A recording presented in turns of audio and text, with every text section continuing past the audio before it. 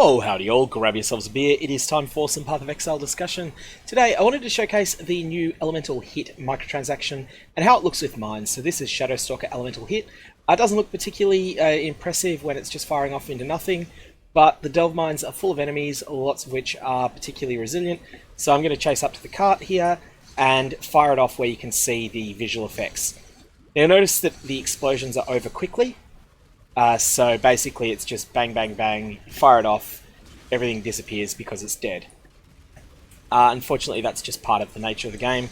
Monsters don't live very long, or the ones that do are pretty damn dangerous. Anyways, it's a cash store exclusive and it's 75 store points, which means that it's going to cost you $7.50 US for the skill effect. And it can be used on one elemental hit gem at a time if for some unusual reason you're running more than one of them. So if for instance you're playing the sort of build that has a multi-target elemental hit skill variant that is in your chest, that's in your bow that's a 6-link, and then another version that's in your chest that's a 6-link for single target, you won't be able to use it on both simultaneously. That said, I kind of like it. I think it's a really simple but potent looking effect. And I'll just go and do one more zone so you get to see it a bit more in action.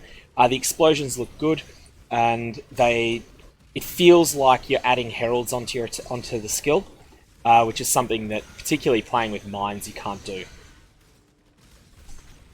It's got to be pretty damn careful because it would be silly to get killed here on what's not a particularly difficult delve, but it's always the ones that aren't difficult that catch you off guard. So again, you get to see that they're really that there's a lot of explosions going everywhere on the screen at the moment, and that's because Elemental Hit.